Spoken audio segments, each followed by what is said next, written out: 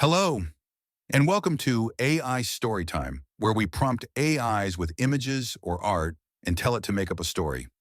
Today we have Nighthawks, a 1942 oil-on-canvas painting by American artist Edward Hopper, depicting four anonymous figures, two men, a woman, and a bartender. Inside a brightly lit downtown diner late at night, contrasted against dark, empty urban streets.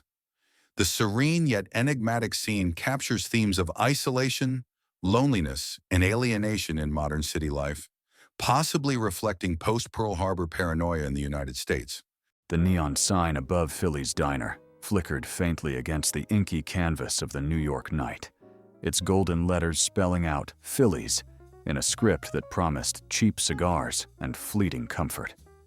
It was well past midnight in the spring of 1942, and the streets of Greenwich Village lay deserted, as if the war raging across the ocean had drained the life from the city itself. The occasional rumble of a late-night delivery truck echoed down the empty avenues, but otherwise, silence reigned supreme. Inside the diner, a curved counter of polished wood gleamed under the harsh glow of fluorescent lights, casting long shadows that danced like specters on the tiled floor.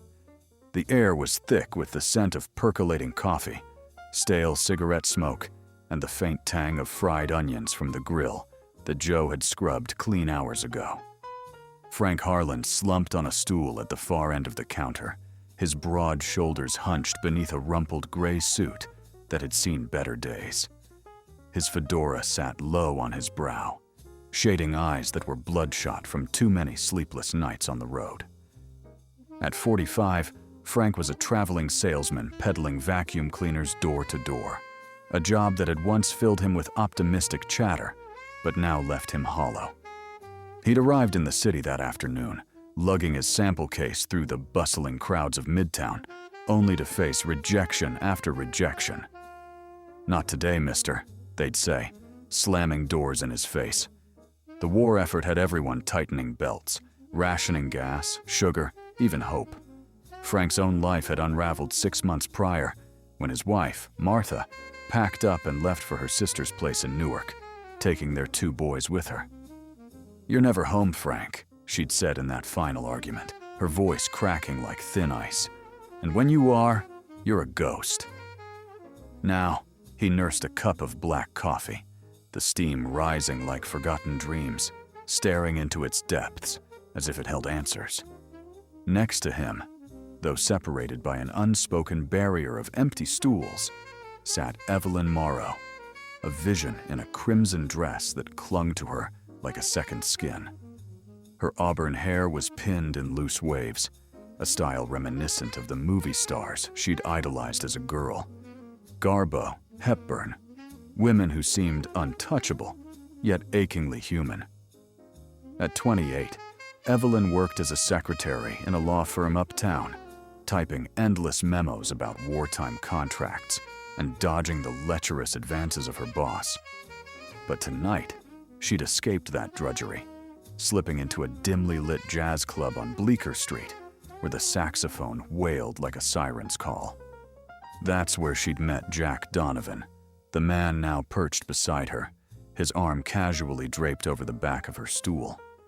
Jack was a freelance journalist, or so he claimed, with a sharp jawline and eyes that scanned the room like a hawk spotting prey.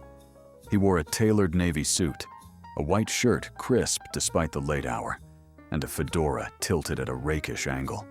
They danced to a few numbers, Moonlight Serenade lingering in her mind, before wandering out into the cool air, hunger drawing them to the diner's welcoming light. Evelyn sipped her cherry soda through a striped straw, the fizz tickling her nose as she glanced sideways at Jack. "So, tell me more about this big story you're chasing," she said, her voice low and teasing, trying to pierce the veil of mystery he wore like cologne. Jack chuckled softly, swirling the ice in his glass of whiskey. "Neat. No frills." "Ah, doll, it's nothing you'd want to hear about on a night like this. Corruption in the mayor's office, kickbacks from defense contractors, the kind of dirt that could get a guy in hot water." He leaned in closer, his breath warm against her ear. "But enough about me. What's a dame like you doing out so late? Boyfriend overseas?" Evelyn's smile faltered for a split second, her fingers tightening around the glass. Her brother, Tommy, had shipped out to the Pacific last year, a fresh-faced kid from Brooklyn who dreamed of being a pilot. His letters had stopped coming 3 months ago, and the telegram that followed shattered her world. Missing in action. She pushed the thought away, forcing a lightness into her tone. No boyfriend, just me, dodging the draft dodgers and the wolves in sheep's clothing. She nodded toward the empty street visible through the diner's vast plate glass window. This city's full of them. Behind the counter, Joe Ramirez wiped down the surface with a practiced rhythm, his white cap perched atop a head of silver-streaked hair. At 58, Joe had run Philly's Diner since the Prohibition days, when it served as a front for bootleg gin hidden in the basement.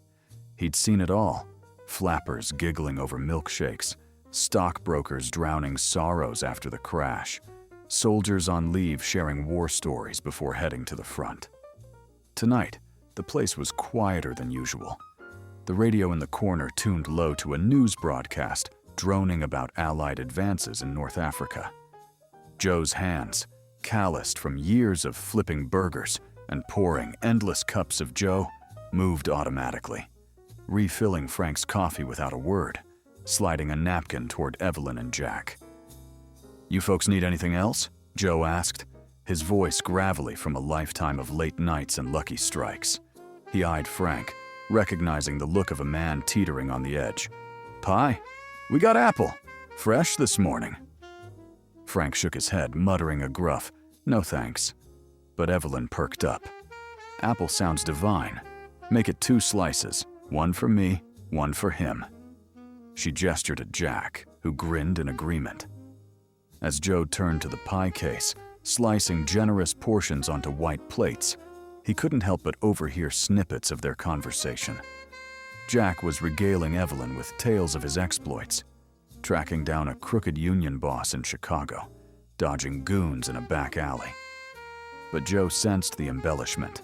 He'd served enough liars to spot the tells. The too quick laugh, the averted gaze.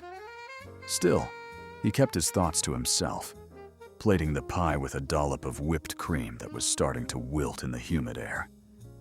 Frank, stirred from his reverie by the chatter, finally spoke up, his voice cutting through the din like a knife.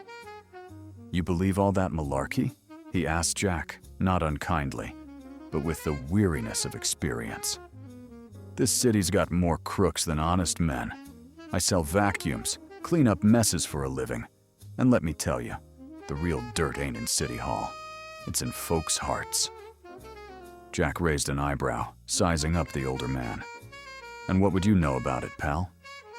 You look like you've seen your share of messes." Frank let out a bitter laugh, setting his cup down with a clink.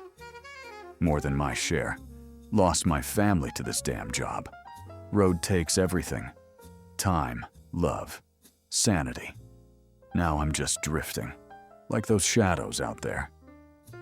He waved a hand toward the window, where the street lamp cast an eerie green glow on the pavement. Evelyn's eyes softened, her own pain mirroring his. "I know about loss," she said quietly, pushing her pie aside untouched. "My brother's gone. Somewhere in the jungle, they say. Missing. Every night I wonder if he's staring at the same moon, or if..." Her voice trailed off, and Jack placed a comforting hand on hers, though his touch felt tentative, as if he were unaccustomed to genuine emotion. Joe, listening while pretending to rearrange the salt shakers, cleared his throat. "War's a thief, all right. Took my boy, too. Enlisted right after Pearl Harbor. Haven't heard from him in weeks. But we keep going, don't we? Pour another cup, wipe the counter, wait for dawn." He slid the pie toward Frank. "On the house. Looks like you could use it." The 4 of them fell into a companionable silence then, punctuated only by the clink of forks on plates and the distant wail of a siren. Outside, a stray cat slunk by the window, its eyes reflecting the diner's light like twin emeralds. Frank ate slowly, the sweetness of the apple pie a rare balm against the bitterness in his throat. He thought of his sons, little Timmy with his freckles, asking when Daddy would come home. Bobby practicing baseball swings in the yard. Maybe tomorrow he'd hop a train to Newark, beg Martha for another chance. But deep down, he knew the road had claimed him for good. Evelyn and Jack exchanged glances, their earlier flirtation deepening into something more vulnerable.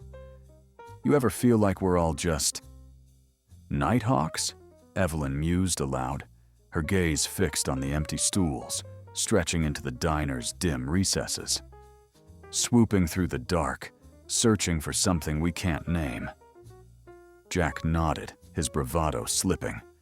Yeah, but tonight, at least, we've got company. He raised his glass in a mock toast, and the others followed suit. Frank with his coffee, Evelyn with her soda, Joe with a glass of water he'd poured for himself. As the hours ticked by, the conversation ebbed and flowed. Frank shared stories of his glory days selling radios in the 30s, when every home wanted one to hear FDR's fireside chats. Evelyn talked about her dreams of becoming an actress, auditioning for bit parts in Broadway shows before the war shut down the theaters. Jack confessed, half truthfully, that his journalism gig was a front for something shadier, investigations that skirted the law. Joe regaled them with diner lore, the celebrity who'd stopped in incognito, the proposal gone wrong at table 3, the ghost of a former patron who some swore still lingered on foggy nights. Outside, the first hints of dawn began to creep over the rooftops, painting the sky in muted grays and pinks. The street stirred faintly, a milkman clattering bottles, a newspaper boy shouting headlines about battles in Europe. Inside Philly's, the group lingered, reluctant to shatter the fragile camaraderie they'd built. Frank paid his tab first, tipping generously despite his empty pockets. "Thanks for the ear, folks," he said, tipping his hat. "Maybe I'll see you around." Evelyn and Jack rose next, linking arms as they stepped toward the door. "Take care out there," Evelyn called back to Joe, who waved with a tired smile. Left alone, Joe dimmed the lights slightly, watching as the three figures dissolved into the morning mist. The diner felt emptier now, the counter a vast expanse of solitude.